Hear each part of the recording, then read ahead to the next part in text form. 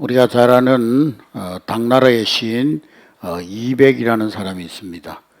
이태백이라고 그러면 더 잘 아시겠죠. 이태백이라는 사람이 있는데 어린 나이에 산속에 들어가서 공부를 했는데 상의산이라는 곳에 들어가서 공부를 하는데 어린 나이에 산에 들어가서 공부하다 보니까 공부에 실정이 나서 선생님에게 내려간다는 산 아래로 내려간다는 말도 하지 아니하고 하산을 하고 말았습니다. 산으로 내려가던 도중에 골짜기가 있는데 거기에서 잠깐 쉬기 위해서 앉아 있는데 한 노파가 열심히 도끼를 숫돌에 갈고 있는 겁니다. 그런데 그 맷돌을 갈려면은 맷돌을 비스듬하게 눕혀가지고 갈아야 되는데 이 노파는 맷돌을 그냥 막 세워가지고 가는 거예요. 그래서 이태백이가 궁금해서 물어봅니다. 아니 할머니 지금 뭐 하는 겁니까? 보면 모르냐 맷돌 갈고 있다. 근데 저 도끼 갈고 있다. 저 도끼 간다 그랬어요? 맷돌 간다 그랬어요? 에? 맷돌 간다 그랬어요? 죄송합니다. 도끼입니다. 날씨가 더워가지고 오락가락합니다. 아니 도끼를 갈면은 비스듬하게 눕혀가지고 갈아야지 왜 세워서 가느냐고. 그러니까 내가 지금 도끼를 갈아가지고 바늘을 만들려고 한다고. 아니 도끼를 갈아가지고 바늘을 만들다니요. 그게 아니 가능한 일입니까? 그렇게 물어봤더니 할머니가 가능하지. 어떻게 가능합니까? 중간에 멈추지 않으면 가능하다. 그러더라는 것입니다. 이 말에 이태백이가 큰 충격을 받고 다시 산으로 올라가서 오랫동안 많은 공부를 하고 수련을 하고 그래서 한 시대에 당나라의 유명한 시선이 되었다고 전해지고 있습니다. 도끼를 갈아서 바늘을 만들겠다. 허무맹랑한 명랑한 이야기죠. 오늘날 요즘 같은 시대에 도끼를 갈아서 바늘을 만든다. 허무맹랑한 이야기가 아닐 수가 없습니다. 오늘 우리 현대인들은 너무나 조급합니다. 뭐 리모컨 하나 들고 있으면 모든 것이 다 해결됩니다. 리모컨으로 TV도 켜고 선풍기도 켜고 에어컨도 켜고 모든 것을 다 켜고 끌 수가 있어요. 또 요즘은 뭐 집마다 진이라는 게 있어가지고 진이야 부르면은 다 할 수 있어요. 뭐든지 다 가전제품을 켜고 끄고 할 수가 있습니다.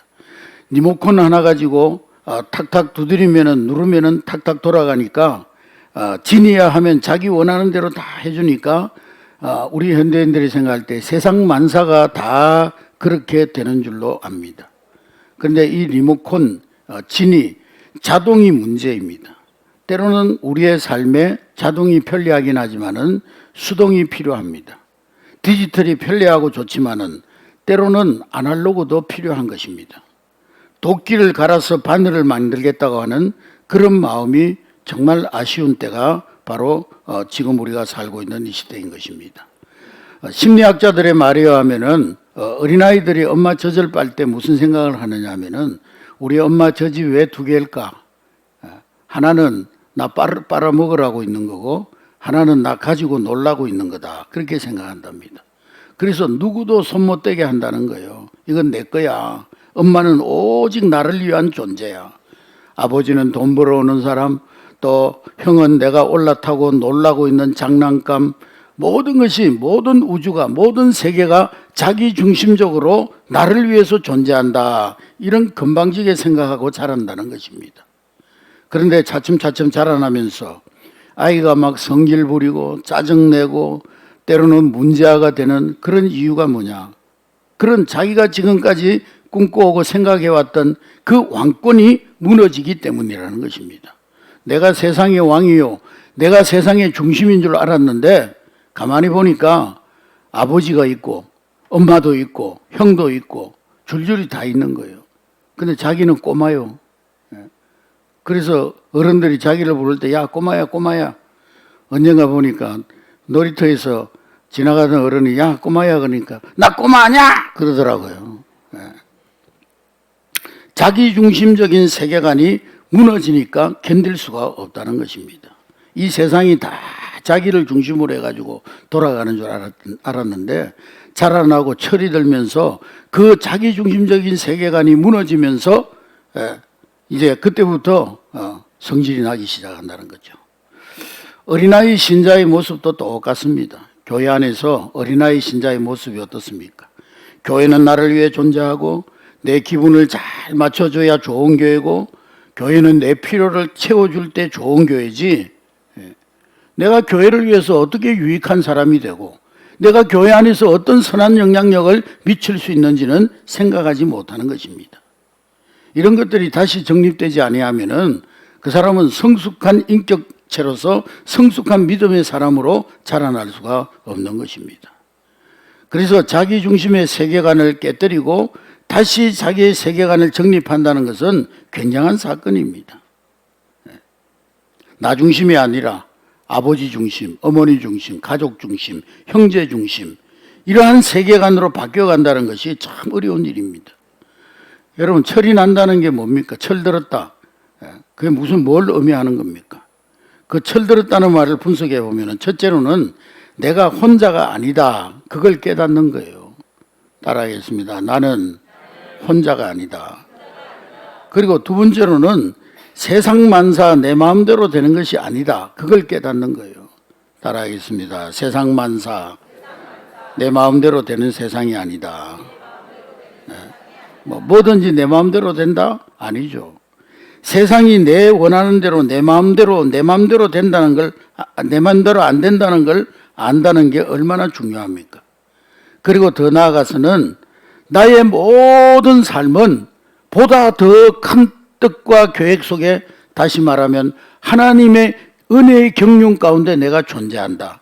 모든 것이 하나님의 경륜이요 우연은 없다. 필연이 있을 뿐이다. 그것을 깨닫는 것이 철이 든다는 의미입니다. 지나가는 말 한마디도 내가 새겨 들으면은 다 중요한 얘기입니다.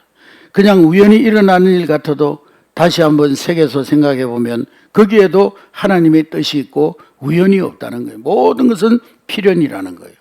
하나님의 큰 섭리 가운데 일어나는 일이라는 것입니다. 하나님의 그 큰 경륜 속에 나의 삶이 있고 오늘 내가 있다는 사실입니다. 그걸 깨닫는 것이 철이 든 사람이라는 거예요. 그걸 못 깨달으면 나이가 70이 됐든 80이 됐든 그 사람은 철없는 사람이 되고 마는 것이죠. 제가 경륜이라는 말을 추상적으로는 이해가 되는데 구체적으로 무슨 의미일까, 그게 잘 이게 파악이 안 돼서 AI한테 물어봤어요. 경륜이 뭐냐, 경륜. 그래서 분석을 해가지고 얘기를 하는데, 이 경륜을 제가 눈에 들어오는 해석이 있는데, 왕의 큰 계책, 그게 경륜이라는 거예요. 따라하겠습니다. 왕의 큰 계책. 계책은 뭐냐 또 물어봤더니, 이 계책은 어떤 일을 이루기 위한 전략이나 계획, 그게 계책이라는 거예요. 그러니까 하나님의 경륜이라는 것은 왕이신 하나님께서 자기 주권에 의해서 이루어가는 큰 전략, 큰 계획, 과거와 미래와 영원으로 이어지는 큰 계책, 그게 바로 경륜이라는 것입니다. 때로는 그것이 보이지도 않고 손에 잡히지 않기 때문에 알 수도 없지만은 이 큰 경륜 속에 끌려서 오늘 내가 존재하고 오늘의 현재가 나에게 있다고 하는 사실입니다. 그걸 깨닫는 것이 철이 난 사람이라는 거예요. 이것을 깨닫은 자가 믿음 있는 자라는 것입니다. 여러분, 세월이 갈수록 무엇을 느낍니까? 나이가 들수록 무엇을 생각하고 있습니까? 우리가 철이 들어가면서 생각하는 것은 첫 번째로 내가 혼자가 아니다는 거예요. 다시 한번 따라해서 나는 혼자가 아니다. 그걸 잊지 말아야 됩니다. 우리 여기 어르신들이 많이 계신데 여러분들이 좀 힘들다고 조금 어렵다고 아이고 죽겠네, 내가 진작 죽어서 해야 되는데 너무 오래 살았어, 그런 말 하지 마세요. 마음에도 없는 말. 그런 말 하지 마세요. 자녀들 앞에서 막 아이고 내가 너무 이렇게 오래 살아서 이제 빨리 죽어야 되는데, 그런 말 하지 마세요. 그 말 한마디에 자녀들에게 큰 걱정거리를 줍니다. 그 말 한마디에 자녀들은 아이고 우리 엄마 아버지가 무슨 일이 있나, 마음에 안 드는 게 있나 불안해집니다. 나는 혼자가 아니다, 이걸 깨달아야 되는 거예요. 가정에서나 직장에서나 교회에서나 나는 혼자가 아니다. 나 하나에 의해서 많은 사람들을 불행하게 할 수도 있고 나 하나에 의해서 많은 사람들에게 행복을 줄 수도 있다는 겁니다. 나 혼자가 아니라는 거예요. 교회에서도 마찬가지예요. 교회에서도 뭐 나 시험 들었네, 뭐 상처받았네, 그런 얘기, 이 말 한마디가 셀 리더나 목회자나 성도들에게 얼마나 걱정거리가 되는지를 알아야 되는 거예요. 철없이 그냥 뭐 나 시험 들었네 그래서 철이 든다는 것은 나 혼자가 아니다라는 것을 점점 깊이 깨달아가는 것이 철들은 사람의 모습인 것입니다. 또 철이 들었다는 것 또 하나는 나는 빚진 자라는 마음으로 사는 거예요. 따라하겠습니다. 나는 빚진 자다. 나는 갚을 길이 없는 엄청난 빚을 졌다. 세월이 가면 갈수록 내가 가만히 생각해보면 신세진 사람들과 나에게 너무 많은 사랑을 베푼 사람들이 계시다. 그걸 아는 거예요. 곰곰이 생각해보면 고마운 분들이 너무 많고 이런 분들이 있기 때문에 오늘 내가 있고 그분들에 대한 그 고마움 때문에 내가 오늘 존재하는 거예요. 그래서 나는 아주 큰 빚진 자로 남아있게 되는 것입니다. 갚을 수 없는 빚을 지고 살아간다. 그것을 깨닫는 것이 철이 난다는 거예요. 그리고 또 하나 모든 것은 하나님의 은혜였다. 이걸 깨닫는 자가 철든 사람입니다. 어거스틴은 그런 말을 했죠. 사람이 죄를 짓는 수가 있지만은 죄도 은혜 중에 짓는 것이다 그랬어요. 만일에 하나님이 벼락을 내리면은요 어떻게 죄를 짓겠습니까? 하나님의 은혜와 긍휼이 넓게 우리를 덮어주셨기 때문에 죄도 짓는 거라고. 그래서 죄도 은혜 중에 있다는 유명한 말을 합니다. 그렇습니다. 모든 것이 하나님의 은혜입니다. 여러분들은 생각할 때 내가 하나님을 사랑하고 교회를 사랑하는 줄 알죠? 아니에요. 그분이 나를 사랑하고 나는 이제 한평생 그 사랑을 그 깊이와 그 넓이와 크기와 높이를 깨달을 뿐인 것입니다. 어떤 사람은 내가 하나님 위해서 뭐 교회를 위해서 하나님 영광을 위해서 뭐 대단한 일을 한다고 생각하는 사람들이 있는데 건방진 소리입니다. 철없는 소리요. 아니올시다. 하나님이 나를 쓰시는 거예요. 하나님이 나를 고용하시는 거예요. 아니 강권적으로 나를 붙들어서 당신이 하고 싶은 대로 하시는 거예요. 거기에 내가 있고 거기에 쓰이고 있을 뿐인 것입니다. 내가 뭔 하나님 일을 한다고 그렇게 생각해서는 안 되는 것입니다. 여러분 내가 11조를 드린다고 해서 뭐 내 돈 가운데 10분의 1을 갖다가 하나님 앞에 바친다고 그렇게 생각하죠. 그러니까 11조도 못하는 거예요. 내 거 가지고 바치려니까 손이 떨리고 아깝고 어려운 거예요. 근데 다 하나님의 것입니다. 11조를 드림으로 오히려 11조를 드리는 그 시간 10의 9를 하나님께로부터 받는 시간입니다. 그런 마음을 가지고 11조 할 수 있을 때 철이 든 마음이라는 거죠. 철없는 사람은 내 돈 아껴가지고 11조 드리려니까 너무 힘들어. 아직 철이 덜 들은 거예요. 어디에 내 것이라는 것이 있습니까? 여러분 올 때 뭘 가지고 왔어요? 이 땅에 올 때. 태어날 때 뭐 손에 뭐 쥐고 왔습니까? 빈손으로 와서 하나님 주신 것으로 지금까지 먹고 살고 살아가고 있지 않습니까? 어디에 내 것이라는 것이 있습니까? 모든 것이 다 하나님의 것입니다. 그러니까 그런 건 상상도 하지 말아야 됩니다. 하나님이 그저 나를 통해서 이것도 하시고 저것도 하시니 그저 하나님의 손에 붙들려 쓰임받는 감격, 쓰임받는 감사 그것이 있을 뿐이요.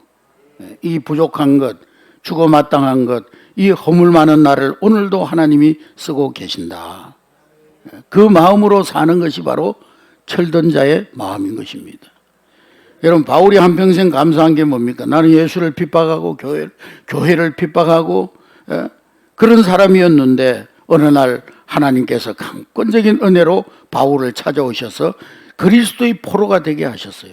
그래서 빌립보서 3장 12절에 보면 내가 그리스도께 붙잡혔다. 포로가 되었다. 내 의지가 아니라 강권적으로 강제적으로 하나님이 나를 포로했다. 나는 포로가 되었다. 그리고는 늘 로마서 5장에 보면은 그런 말을 합니다. 하나님께서 주도적으로 나를 사랑하신 것이다.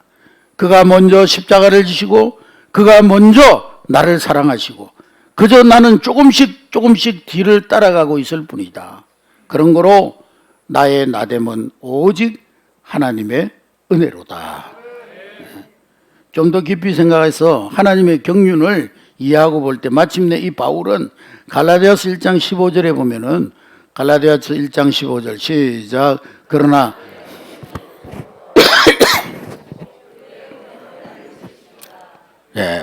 어머니의 태로부터 내가 택함을 받았다. 이 말은 무슨 말입니까? 내가 알기도 전에, 내가 태어나기도 전에, 나의 의식이 생기기도 전에 어머니의 태로부터 택정함을 받아 그 경륜 속에 오늘 내가 있다. 여기까지 깨닫고 그 속에서 모든 일을 해석합니다. 그래서 바울의 고백이 뭡니까? 나는 자랑할 것이 없다. 내가 자랑할 것이 뭐가 있는가? 그래서 내가 복음을 전하지 않는다면, 나같이 은혜를 많이 받은 사람이 복음을 전하지 않는다면 도리어 나에게 화가 있을 것이다. 그렇게 고백하고 있는 것입니다. 하나님의 특별한 은혜를 너무너무 많이 받았는데 어떻게 이 복음을 전하지 않을 수가 있겠냐는 거죠. 여러분, 이것이 바로 하나님이 나에게 주신 경륜인 줄로 믿습니다. 사도 바울은 빌립보서 1장 12절에 보면 로마 감옥에 있으면서 아주 억울하게 감옥 생활을 합니다마는 그러나 거기에서도 원망 불평이 없어요. 그 어떤 하나님을 향한 외가 없어요. 내가 감옥에 있으므로 복음이 전파된다면 나는 감옥에 있는 것도 감사하다는 거예요. 감옥 안에서 복음이 점점 확장되어져 나가는 것을 보면서 그 놀라운 하나님의 경륜을 보면서 내가 감옥에 있는 것도 기쁘다는 거예요. 나는 이대로 죽어도 좋다는 거예요. 관제로 드릴지라도 기뻐한다는 거예요. 바울의 삶이 얼마나 단순합니까, 여러분? 복잡하지가 않아요. 여러분, 염려 걱정이 많으시죠? 염려 걱정 없으세요? 염려 걱정이 많고 불안하고 뭐 미래가 불안하고 두려움이 있고 불평과 원망이 많으시죠? 왜 그럴까요? 복잡하기 때문에 복잡해요. 자꾸 머리 굴리고요. 복잡하게 살기 때문에 우리가 염려 걱정에서 떠나지 못하는 것입니다.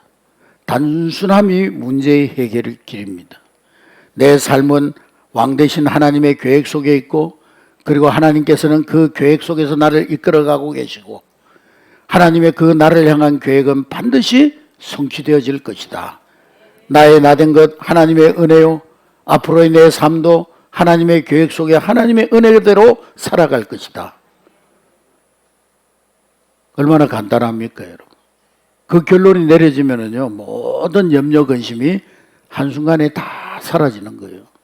근데 아직도 그런 결론이 안 내려졌기 때문에 생각이 많고 염려가 많고 불안하고 두렵고 미래가 걱정되고 노후가 걱정되고 죽은 뒤에까지도 걱정되고 누가 내 제사 지내주고 묘자리는 어떻게 쓰고 그 걱정하고 있는 거예요. 여러분, 오늘 나에게 주어진 현실, 하나님이 나를 향하신 최고의 기도의 응답인 줄로 믿으시기를 주의 이름으로 축복합니다. 우리의 삶은 언제나 하나님의 완벽한 전략과 계획 속에 진행되어져 가고 있음을 믿으시기를 주의 이름으로 축복합니다. 그래서 언제나 하나님의 큰 경륜 속에 있는 나 자신을 발견하고 그 높은 영광, 그 높은 가치를 항상 찬양하며 감사하며 그렇게 살아가는, 그래서 오늘도 내일도 승리의 삶을 살아가는 저와 여러분 될 수 있기를 주의 이름으로 축복합니다.